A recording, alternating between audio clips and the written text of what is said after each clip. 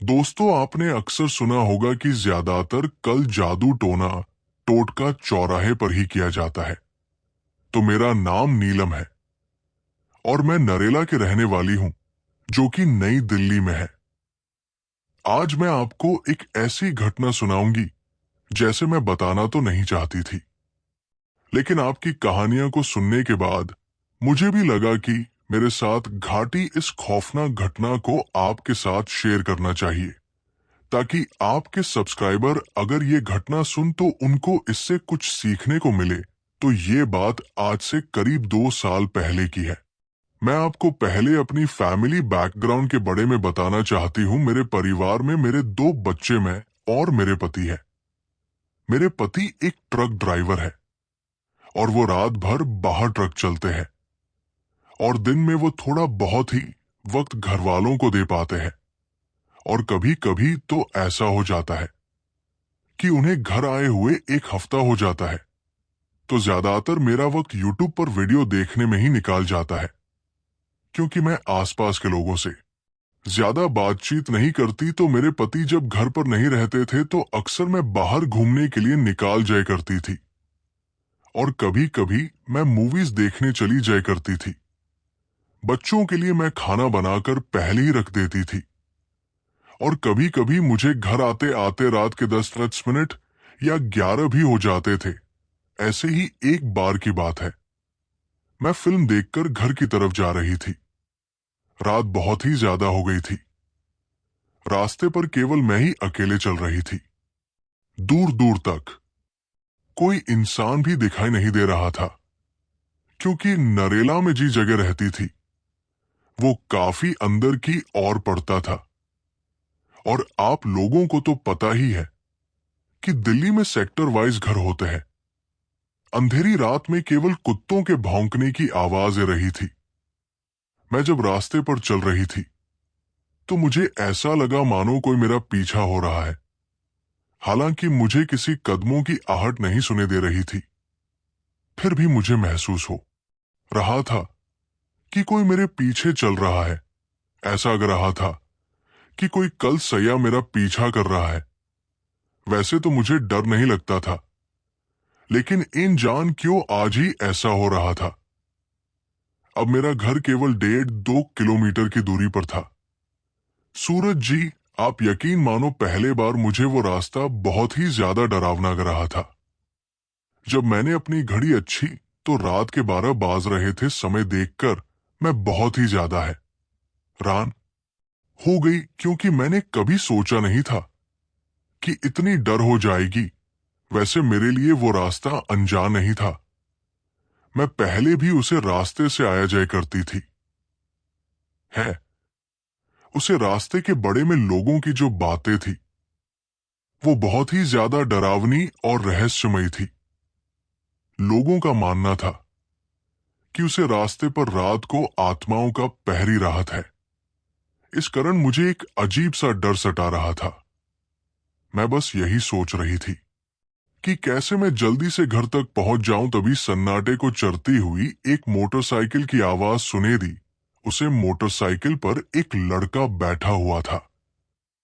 मैंने उसे हाथ का इशारा करके रोकने की कोशिश की, लेकिन वो लड़का मुझे अनदेखा करके निकाल गया। फिर मैंने मां में सोचा, चलो जान दो यार, अब घर तो केवल 5 मिनट की दूरी पर ही रह गया है। मैं बस भगवान का नाम लेकर जल्दी जल्दी चल रही थी और जैसे ही चौराहे से मैं अपने घर की तरफ मुड़ी तभी मेरे पर किसी चीज से टकराया। मैंने जब नीचे देखा तो चौराहे के बीच में मटकी पड़ी हुई थी और उसे मटकी के ऊपर एक अंडा रखा हुआ था, जो कि बाल सिंदूर से रंग हुआ था। साथ ही उसे मटकी के चारों तरफ सिंदूर से गोल घेरा बनाया हुआ था और उसमें नींबू और दिया जल रहा था। तो मैंने सोचा, यार इतनी रात को इस चौराहे के बीचों बीच में मटकी किसने रख दी। मैं जल्दी जल्दी चल रही थी, जिसके कारण मटकी मेरे पर की ठोकर लगे के कारण टूट चुकी थी। मैंने मटकी को ध्यान से देखा तो उसके अंदर सिंदूर, कुछ चूड़ियां, एक गिलास और एक आटे की गुड़िया बनी राखी थी। मेरे पर से ठोकर लगे के कारण वो सर समाज इधर उधर बिखर गया था। तो मैंने माँ में सोचा, अरे यार ये क्या हो गया, ये मटकी तो फूट गई, पता नहीं किसने यहाँ बीच चौराहे पर मटकी रख दी। मैं माही माँ ये सोचती हुई आगे बढ़ गई, लेकिन अब मैं जैसे जैसे आगे बढ़ रही थी मुझे ऐसा महसूस हो रहा था कि कोई मेरा पीछा कर रहा है। मैंने सोचा शायद ये मेरा वहां है। और फाइनली थोड़ी डर के बाद मैं अपने घर पहुंच गई। मैंने घर पहुंचने ही चैन की सांस ली, फैन ऑन किया, कपड़े बदले और हाथ मुंह धोकर सीधा अपने बिस्तर पर लेट गई। घर पहुंचकर मुझे बहुत सुकून सा मिल रहा था। जब मैंने बच्चों के रूम में देखा तो मेरे दोनों बच्चे सो चुके थे। फिर मैं अपने रूम में आई और चुपचाप एक ऑन करके सो गई। लेकिन जब मैं सुबह उठी तो मैंने देखा कि मेरे बिस्तर के आसपास सिंदूर पड़ा हुआ है। बेड के नीचे कुछ टूटी हुई चूड़ियों पड़ी हुई थी। तो मैंने सोचा, अरे यार ये सिंदूर और चूड़ या कहां से आ गई। तो मैंने बोला, कौन है? बाहर से आवाज आई, अरे मम्मी हम हैं, दरवाजा खोलो, हमें स्कूल जाना है। कुछ खाने के लिए नाश्ता तो बना दो। फिर मैं जल्दी जल्दी उठी और बच्चों के लिए नाश्ता बनाया। लेकिन उसे टाइम मेरा सर बहुत भारी भारी सा लग रहा था। थोड़ी डर के बाद बच्चे स्कूल चले गए थे और अब वो सीधा 2 बजे ही आने वाले थे। थोड़ी डर के बाद मेरे घर में कम करने वाली बाई आई और उसने घर की साफ सफाई की। तो उसने देखा कि मैंने बिस्तर पर सिंदूर और टूटी हुई चूड़ियां पड़ी हुई थी। तो उसने बोला, अरे दीदी, आपके बिस्तर पर सिंदूर और ये चूड़ियां कैसे गिरी हुई? तो मैंने कहा, पता नहीं दीदी, जब मैं सुबह उठी तो ये मेरे बिस्तर पर ऐसे ही गिरी हुई थी। उसके बाद कम वाली बाई ने वो बिस्तर और चूड़ियां झाड़ू लगाकर साफ कर दिया। उसने खाना बनाया और फिर वो चली गई। मैं सोफे पर बैठकर टीवी देख रही थी कि तभी मुझे ऐसा लगा कि किसी ने मेरे कंधे पर हाथ रखा और वो हाथ बिल्कुल ठंडा था। जब मैंने पीछे मुड़कर देखा तो वहां कोई भी नहीं था। अब मुझे बहुत अजीब सा महसूस हो रहा था। मैं रोज शाम को पार्क में टहलने जाती थी। तो उसे दिन में 5 बजे शाम को अपने घर से निकली और मैं इस रास्ते से पार्क जा रही थी। जी, चौराहे पर वो मटका पड़ा था। लेकिन है रानी की बात तो ये थी कि अब वहां पर कोई भी मटका नहीं था। तो मुझे लगा शायद कूड़ा उठाने वाले ने साफ कर दिया होगा। फिर मैं पार्क में गई, कुछ डर टहला और शाम को 7:30 बजे तक घर वापस आने लगी। अब थोड़ा थोड़ा अंधेरा हो गया था। लेकिन जैसे जैसे मैं अपने घर की ओर जा रही थी तो मुझे ऐसा लग रहा था कि कोई मेरे साथ साथ चल रहा है। और जब मैंने आगे जमीन की तरफ देखा तो मुझे ऐसा लगा कि कोई मेरे पीछे चल रहा है, क्योंकि मेरे आगे 2 परछाई देख रही थी। जब मैंने पीछे मुड़कर देखा तो वहां कोई भी नहीं था। जब मैंने फिर से आगे रास्ते में देखा तो फिर से परछाई दिखे रही थी। अब मुझे बहुत ही ज्यादा डर लगे लगा था। मैं धीरे धीरे दौड़ते हुए अपने घर की और भाग घर पहुंचकर मैंने चैन की सांस ली और नहा धोकर बच्चों के साथ खाना खाया और उन्हें सलकर मैं अपने रूम में सोनी चली गई। मुझे समझ नहीं रहा था कि आखिर मेरे साथ ये क्या हो रहा है। फिर रात के करीब आकर 30 बजे मुझे ऐसा लगा कि कोई मेरे पलंग को हिल रहा है। जब मेरी आंख खुली तो मैंने देखा कि वो पलंग बहुत जोर जोर से वाइब्रेट हो रहा था। डर के मारे मेरी सीख निकाल पड़ी और मैं अपनी आंखें बैंड में घुस गई। लेकिन थोड़ी डर के बाद सब कुछ शांत हो गया। फिर मैं जल्दी से नीचे भाग और अपने बच्चों के साथ सो गई। उसके बाद तो कुछ नहीं हुआ और जब मैं सुबह उठी तो फिर से वही रूटीन दोहराया। फिर करीब सुबह के 11:30 बजे मेरी 2 सहेलियां मुझे मिलने आई। उन्हें देखकर मैं बहुत खुश हुई क्योंकि हम लोग बहुत दोनों के बाद मिल रहे थे। उन्होंने कहा, नीलम क्यों ना आज हम कहानी घूमने चले, वैसे भी तुम घर पर रहती हो तो बोर हो जाती होगी, तो मैंने माँ में कहा बात तो सही है यार। उसके बाद मैंने कम वाली बाई से कहा कि दीदी मैं शाम तक घरे जाऊंगी, तुम बच्चों को खाना खिलाकर उनका ध्यान रखना। फिर मैं रेडी होकर अपनी सहेलिया के साथ घूमने निकाल गई। बाहर सहेलिया के साथ घूमने में मुझे बहुत अच्छा लग रहा था और मेरे साथ जो पिछली रात हुआ वो सब मैं भूल चुकी थी। घूमने के चक्कर में मुझे समय का बिल्कुल पता ही नहीं चला। जब मैंने घड़ी में देखा तो रात के 8 बाज रहे थे और अभी मुझे घर जान में करीब 1:30 2 घंटे लगता। तो मैंने माँ में सोचा, अरे यार आज फिर घर पहुंचने में लेट ना हो जाऊं, यही सोचकर मैंने अपनी सहेलिया से बोला, अरे यार रात की 8 बाज गए हैं, अब हमको घर चलना चाहिए।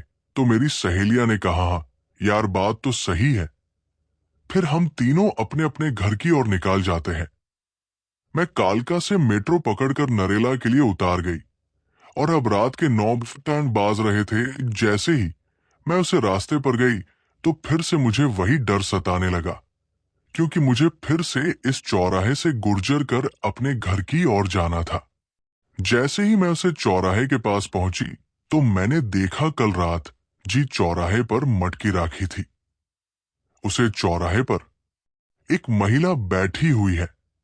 उसने हाथ में दीपक ले रखा है और चौराहे पर मटकी रख रही थी। तभी मैंने दूर से ही आवाज लगे हो इतना बोलकर मैं उसके पास जान लगी और मैंने चिल्लाते हुए कहा, अच्छा तो वो तुम ही हो जिसने कल रात को इस चौराहे पर मटकी राखी थी। वो औरत दिखने में बहुत ही ज्यादा अजीब लग रही थी और उसने अपने सर पर पल्लू रखा था। उसकी साड़ी पुरानी थी और उसकी पीठ पर एक अजीब सा कुबड़ निकाला हुआ था। मेरे इतना चिल्लाने पर भी उसने कोई जवाब नहीं दिया तो मैंने कहा, अरे वो आंटी बाहरी हो गई हो क्या? कब से चिल्लाया जा रही हूं और तुम जवाब ही नहीं दे रही हो। इसके बाद जैसे ही मैंने उसे औरत को छुआ कभी, उसने गुस्से में मुझे कहा, हाथ हटा, मनहूस कहानी की कल रात तूने जी मटकी को फोड़ा था ना।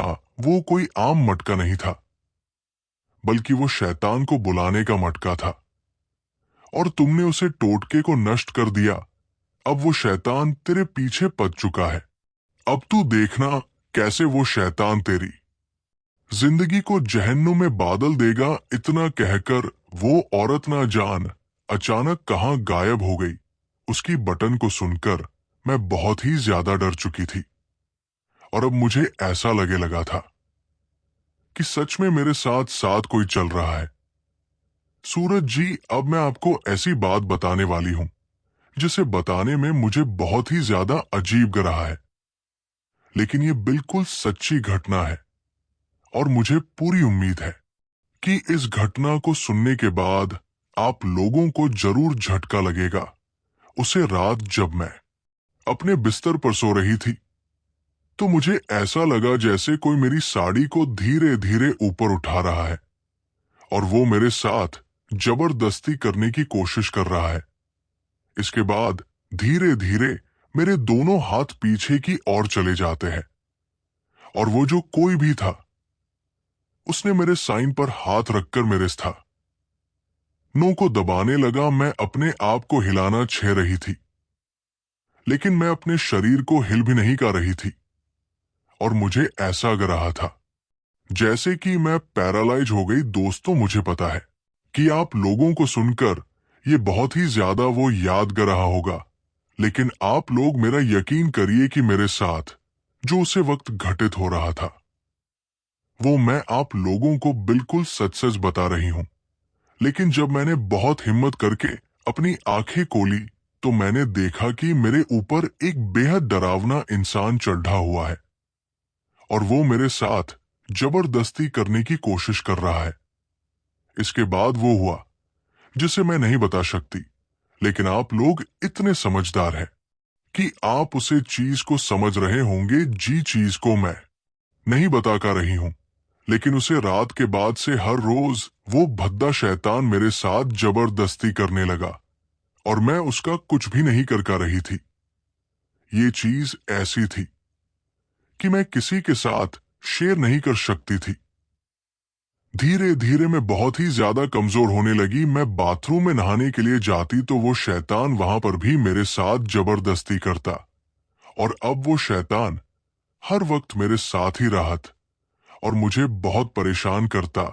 उसे औरत ने सही कहा था कि आप मेरा जीवन जहन्नुम की तरह हो जाएगा, और उसकी बात बिल्कुल सच भी निकली। मेरी तबीयत भी बहुत ही ज्यादा खराब रहने लगी। मेरे पति ने काफी इलाज कराया, लेकिन कोई फायदा नहीं हुआ। धीरे धीरे मैं सूख कर बिल्कुल कांटा होने लगी। फिर एक दिन मेरी काम वाली बाई ने कहा, अरे दीदी, आपको क्या होता जा रहा है? आप दिन पर दिन कमजोर होती जा रही है। पहले तो मैंने बात को टालना चाहा, लेकिन बार बार उसके पूछने पर मैं रो पड़ी, और उससे रोटी हुए शुरू से लेकर अंत तक जो मेरे साथ हो रहा है।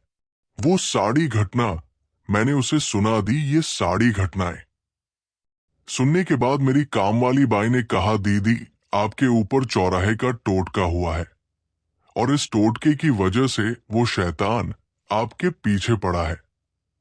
मैं एक तांत्रिक को जानती हूं जो इसमें आपकी मदद कर सकता है। फिर कम वाली बाई ने कहा, दीदी, आप मेरे साथ उसे तांत्रिक के पास चलो, वो आपको कुछ ना कुछ उपाय जरूर बताया। इसके बाद मैं उसे काम वाली बाई के साथ उसे तांत्रिक के पास गई। वो तांत्रिक जहां राहत था, वो काफी शांत और वीरान इलाका था। जैसे ही हम उसे तांत्रिक घर के अंदर गए तो वहां केवल धुआं ही धुआं फैला हुआ था। मैंने देखा कि तांत्रिक हवन कुंड के पास बैठकर पूजा पाठ कर रहा था। वो दिखने में बहुत ही ज्यादा डरावना और बुद्ध रहा था। उसके बाल और दाढ़ी बिल्कुल सफेद और घनी थे, और उसने अपने शरीर पर कल कपड़ा पहन रखा था। साथ ही उसके पास एक इंसानी खोपड़ी और तंत्र मंत्र के बहुत सारे समाज रखे हुए थे। मैंने जाकर उनको प्रणाम किया, और जैसे ही मैं अपने बड़े में उन्हें बताती, उन्होंने तुरंत कहा, तुझे बताने की कोई जरूर नहीं है, मैं सब कुछ जानता हूं। ये सुनकर मैं रान रह गई कि इनको तो मैं जानती भी नहीं, तो इनको मेरे बड़े में कैसे पता? फिर उसे तांत्रिक ने कहा, ये सब उसे मटके की वजह से हुआ था।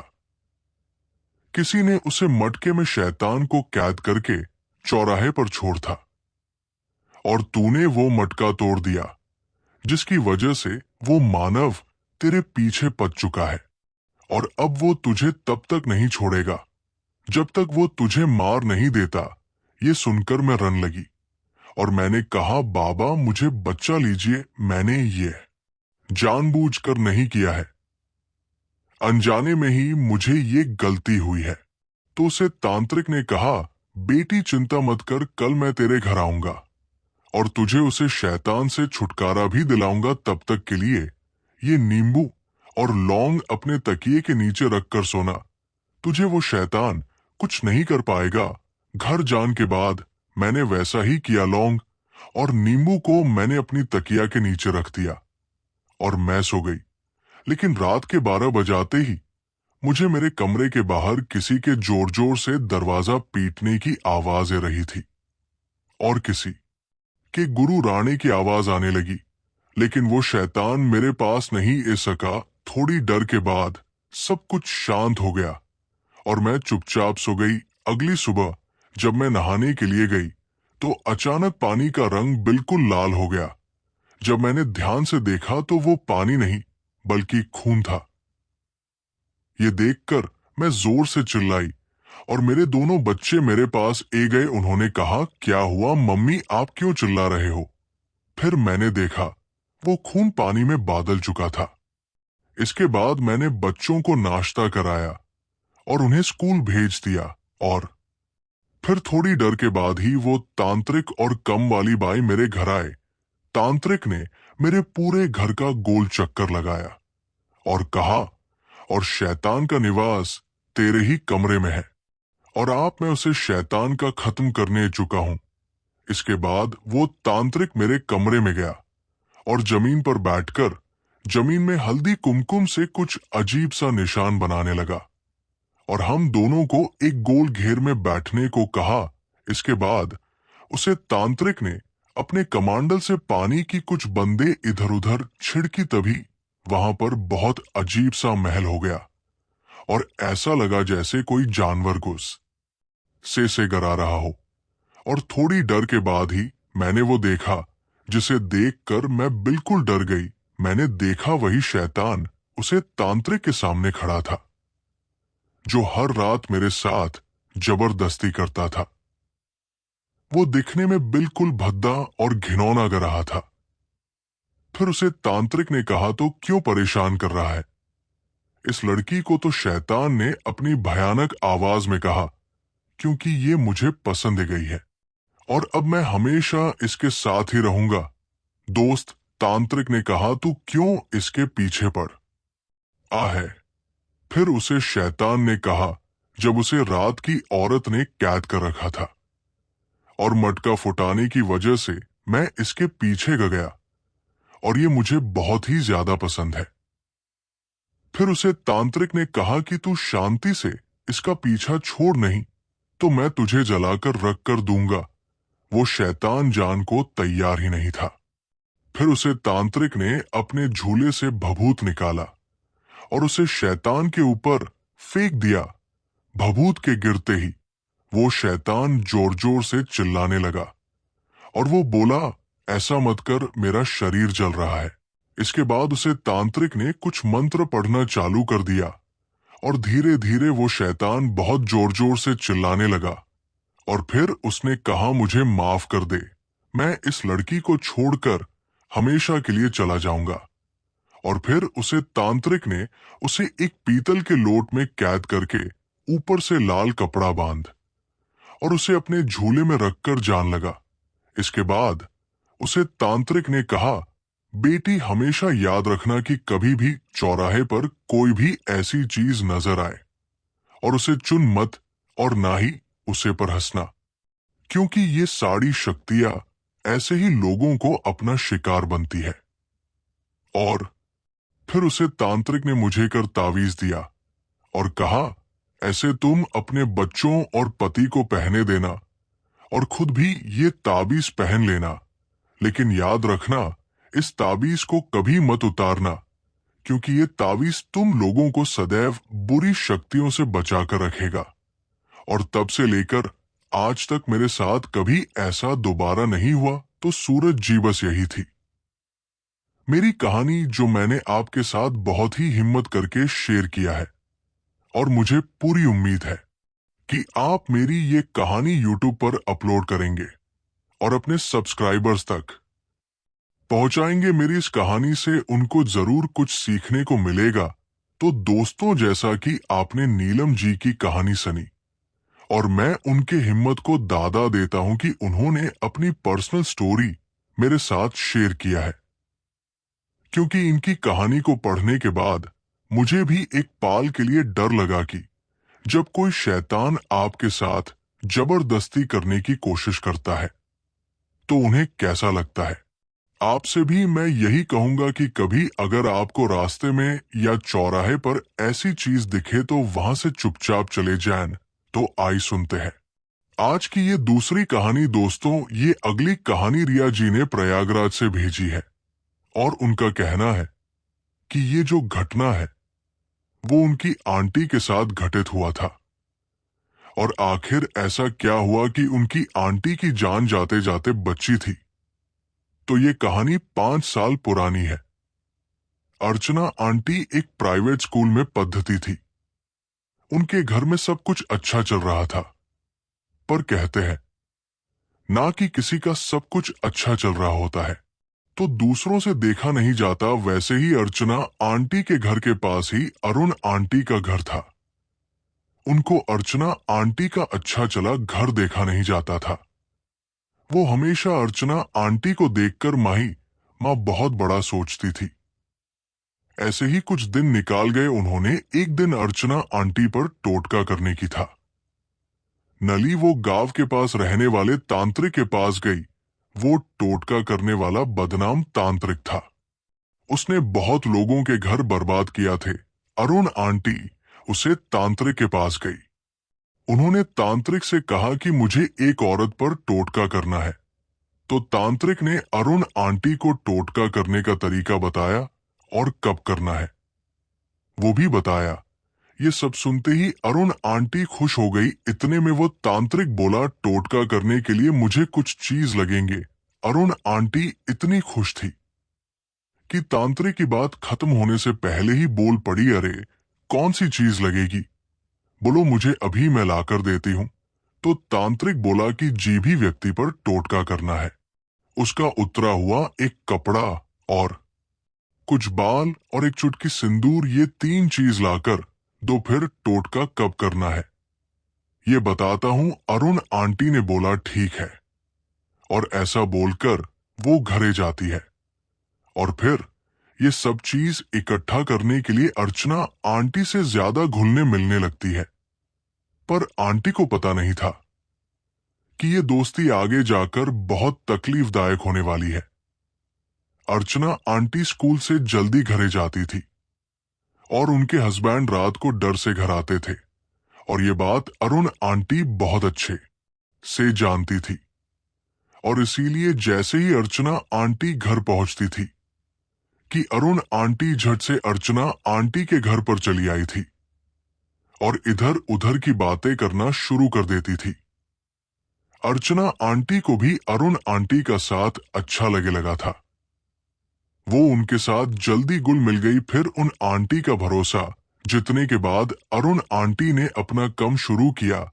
धीरे धीरे खट्टा करने में जट गई। उन्हें 2 चीज तो आराम से मिल गई, यानी कि कपड़ा और बाल। पर उनको एक चीज नहीं मिलकर रही थी, क्योंकि सैंड घर की डिब्बी ये अर्चना आंटी कहाँ रखती थी वो उन्हें समझ नहीं रहा था। लेकिन फिर अरुण आंटी ने अपना दिमाग लगाया और वो सुबह सुबह अर्चना आंटी के घर पहुंच गई। वजह उनको पता था कि सुबह सुबह नहाने के बाद वो सिंदूर जरूर लगाएंगे और तभी मुझे वो सिंदूर मिल सकता है। इसलिए सुबह सुबह अर्चना आंटी के घर पहुंचकर दरवाजा खटखटाती है। तू अर्चना आंटी ने दरवाजा खोल, लेकिन आंटी देखकर उन्हें आश्चर्यचकित हो गई कि इतनी जल्दी अरुण यहाँ क्या कर रही है। तो अर्चना आंटी ने पूछा, अरे अरुण क्या हुआ, आज तुम इतनी सुबह यहाँ कैसे। तो अरुण आंटी ने कहा, अरे क्या करूं अर्चना, मेरी सिंदूर की डिब्बी नहीं मिल रही है, पता नहीं कहाँ रखकर भूल गई, और बिना सिंदूर लगाए मैं बाजार में भी नहीं जा सकती, इसलिए मैं तुम्हारे पास आई हूं। अर्चना आंटी को भी जब पर जाना था और डर हो रही थी, इसलिए उन्होंने बिना कोई सवाल और जब के लिए निकाल गई अरुण आंटी माही। मां बहुत खुश हो गई कि 2 चीज तो उन्हें पहले ही मिल चुकी थी और अब तो सिंदूर भी मिल गया था। वो तीनों चीज लेकर तांत्रिक के पास गई। तांत्रिक बोला कि रात को 12 बजे हम ये टोटका करेंगे। अरुण आंटी ठीक है ये बोलकर घर वापस आ गई। अरुण आंटी का समय नहीं कट रहा था, उन्हें ग रहा था कि कब समय हो और कब मैं जाऊं आगे। अब क्या होगा इसका सोचकर अरुण आंटी मंद मंद मुस्कुरा रही थी। आखिरकार वो घड़ी यही गई। समय रात के 11:30 का हो गया था। पूरा गांव सो चुका था और ठीक 12 बजे वो तांत्रिक के घर पर पहुंच गई। तांत्रिक अपने घर में बने नीचे तहखाना में अरुण आंटी को ले गया और कुमकुम से गोला बनाया और उसे गोली में 2 लाइन खींची और उसमें बांधकर उल्टा रख दिया। और फिर तांत्रिक बोला, देखो अरुण, मैं टोटका शुरू कर रहा हूं। एक बार टोटका अगर शुरू कर दिया तो इसके बाद मैं इसे वापस नहीं ले सकता, इसलिए सामने वाले का नाम लेते वक्त ठीक से लेना। और मुर्गा काटने के बाद उसका खून उसे था ली में गिरेगी और तभी अपने दोनों हाथों की मुट्ठी बांधना और जी पर टोटका करना है। उसे व्यक्ति का नाम लेना है और फिर उसे मुर्गी पर फूंक मानी है। अरुण आंटी ने कहा ठीक है। इसके बाद उसे तांत्रिक ने टोटका करना शुरू किया। उसने मंत्र बोलते हुए सभी चीजों को एक था ली में रखना शुरू किया और फिर मंत्र पूरा होते ही तांत्रिक ने उसे मुर्गी की गार्डन कटी, फिर उसे मुर्गी का खून धीरे धीरे उसे था। ली में जाना शुरू हुआ जी था। ली में सिंदूर कपड़ा और बाल रखे थे, तभी अरुण आंटी अपनी दोनों मुट्ठी बैंड करती है और अर्चना का नाम लेकर उसे था। ली में जोर से फूंक मारती है और वैसे ही वो मुर्गा अपनी आखिरी सांस लेट है और वो मां जाता है। तभी अरुण आंटी के चेहरे पर एक कपाट वाली हंसी आई है और टोटका पूरा हो जाता है। टोटका पूरा होने के बाद तांत्रिक बोलना है, अगली आवाज तक तुमने जी किसी का भी नाम लेकर फूंक मेरी है, वो व्यक्ति अमावस के दिन मां जाएगा।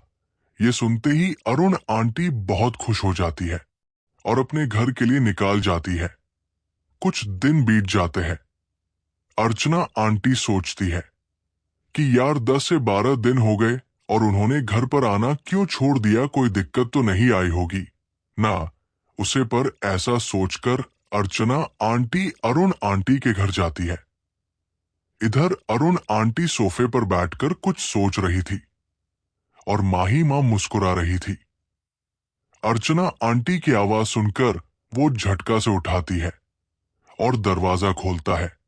तू अर्चना आंटी पूछती है, अरे अरुण क्या तुम घर पर भी नहीं आई, सब ठीक तो है ना? तो अरुण आंटी ने कहा, अरे ऐसा कुछ नहीं है बहन, वो मुझे घर के केमोन से फुर्सत नहीं मिलती इसलिए नहीं एपी। फिर अर्चना आंटी ने कहा, चलो ठीक है बहन, कोई बात नहीं। इसके बाद वो अपने घर वापस चली जाती है। अगले दिन संडे था, इसलिए अर्चना आंटी ने सोचा कि चलो आज मैं आराम से सोऊंगी और कल सुबह डर से उठूंगी। लेकिन रात को 3 बजे उनके पेट में बहुत तेज दर्द उठने लगा और वो बेड से नीचे गिर गई।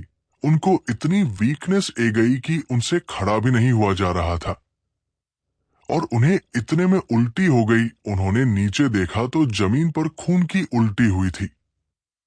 इतनी डरावनी तकलीफ आज से पहले उन्हें कभी नहीं हुई थी और कुछ डर के बाद ही पेट और जोर से दर्द करने लगा और उन्हें जोर से टॉयलेट भी आने लगी, पर उनमें इतनी जरूर नहीं थी कि वो बाथरूम तक जा सके। उन्होंने अपनी पूरी ताकत लगा दी उठने में और जैसे तैसे करके वो बाथरूम तक पहुंची, तभी उनके पेट में फिर से एक गोला उठा और वैसे ही वो नीचे गिर पड़ी। 5 मिनट तक वो नीचे ही बैठी रही। तभी उन्हें ऐसा लगा कि उनके पीछे कुछ चिपचिपी चीज है।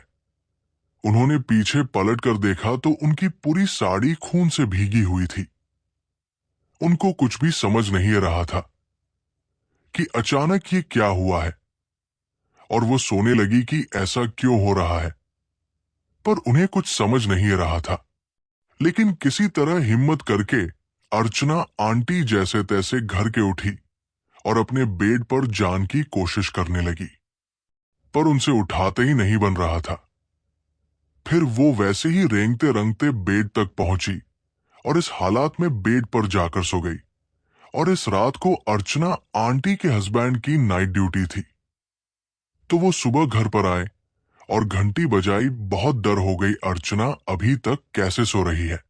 ऐसा बोलते बोलते उनके हस्बैंड घंटी बजाते जा रहे थे।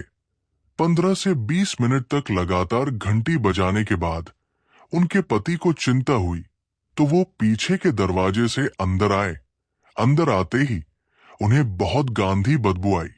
उन्होंने जब अंदर जाकर देखा तो वो बुरी तरह घबरा गए। वो अर्चना आंटी के पास आकर आंटी को उठाने लगे, लेकिन आंटी उठ ही नहीं रही थी। उनके पति ने डॉक्टर को बुलाया। डॉक्टर ने चेक किया और कुछ दवाइयां लिख कर दे दी। डॉक्टर ने कहा, चिंता मत करिए, कम की टेंशन की वजह से शायद ऐसा हो सकता है, 1 हफ्ते में बिल्कुल ठीक हो जाएगी। ऐसा बोलकर डॉक्टर निकाल गया। लेकिन क्या सच में अर्चना आंटी को कम के टेंशन की वजह से ये तकलीफ हुई थी, या फिर जो अरुण आंटी ने टोटका किया था उसकी वजह से उनकी तबीयत खराब हुई थी? बहुत दिन निकाल गए पर कुछ भी सही नहीं हुआ। अर्चना आंटी की तबीयत ठीक हो ही नहीं रही थी। पूरे गांव के डॉक्टर हो गए, हकीम वेद भी हो गए, शहर के डॉक्टर को भी बुला लिया, पर किसी का भी इलाज कम नहीं रहा था। दिन पर दिन अर्चना आंटी की तबीयत और ज्यादा बिगड़ना लगी। अब तो अर्चना आंटी ने खाना खाना भी छोड़ दिया था। अर्चना आंटी एक जिंदा लाश की तरह पलंग पर सोई रहती थी। शरीर में बस अब हड्डियां नजर आने लगी थी। इधर उनके हस्बैंड का भी रो रो कर बड़ा हाल था। पड़ोसी पड़ोसी भी अर्चना आंटी की बहुत चिंता करने लगे। अर्चना आंटी सबकी चिंता करती थी। उनका स्वभाव भी बहुत अच्छा था। लेकिन अचानक उनको ये क्या हुआ, ऐसी बातें गांव भर में होना शुरू हो गया। लेकिन इधर अरुण आंटी तो बहुत खुश थी। अरुण आंटी खुशी से घर में इधर उधर नाचती रहती। और 3 दिन रुक जा, फिर तू हमेशा के लिए भगवान के पास जान वाली, ऐसा बोलते बोलते अरुण आंटी खूब नाचती। इधर वो तांत्रिक शहर का कम निपटाकर गांव वापस आया। गांव में आते ही लोगों को आपस में बातें करता देख सोच में पड़ गया। इसलिए वो पास में बनी एक चाय की दुकान पर गया और वो दुकानदार से पूछने लगा, क्या हुआ भाई, ये लोग इकट्ठा होकर क्या बातें कर रहे हैं? तब वो दुकानदार बोला, अरे भाई, आपको नहीं पता क्या अपने गांव की अर्चना आंटी की तबीयत अचानक ही बहुत ही ज्यादा खराब हो गई है। लोगों का कहना है कि अर्चना बस कुछ ही दोनों की मेहमान है।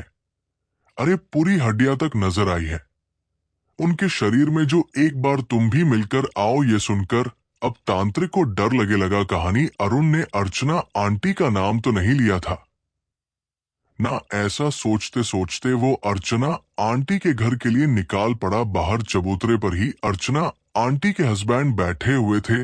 उनका तो रो रो कर बड़ा हाल था। तांत्रिक जाकर अंकल आसपास बैठा और पूछता करने लगा, कैसे क्या? उनके हस्बैंड ने बताना शुरू किया। उन्होंने कहा, अब अर्चना की ऐसी हालात अच्छी नहीं जाती। और उसको पूरी घटना सुने।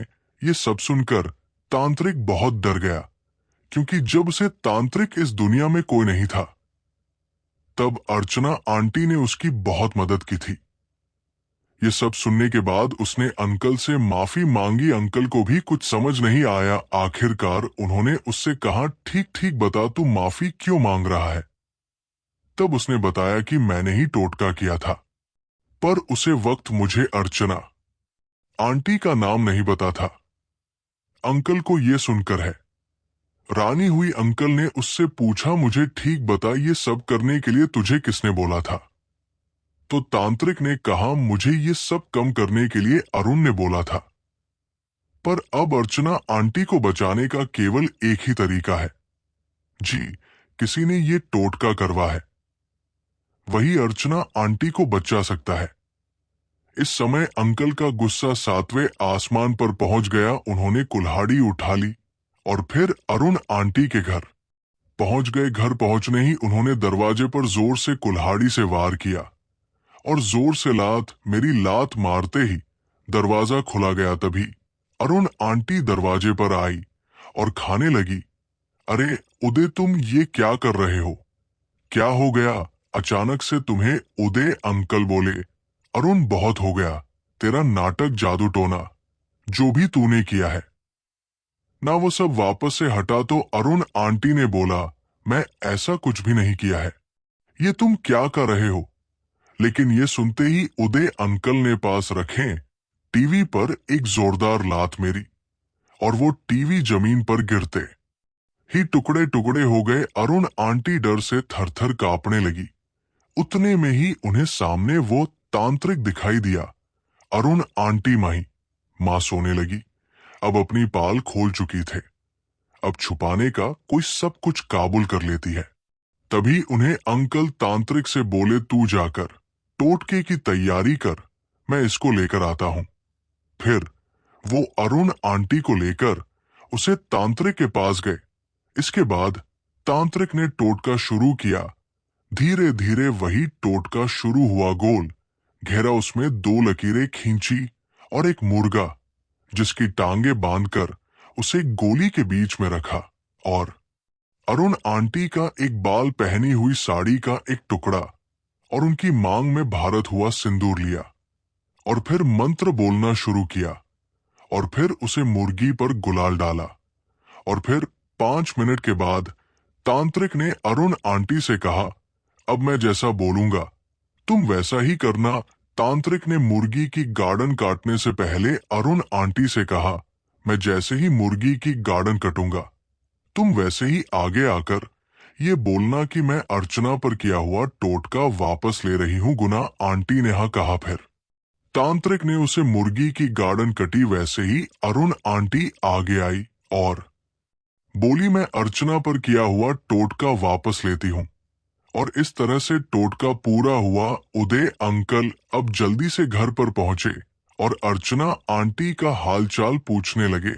अब अर्चना आंटी को धीरे धीरे अच्छा लगे लगा था और उधर अरुण आंटी को घर आते ही खून की उल्टी हुई अरुण आंटी को समझ गया था जो तकलीफ मैंने अर्चना को दी थी अब वो तकलीफ मुझे होने वाली है।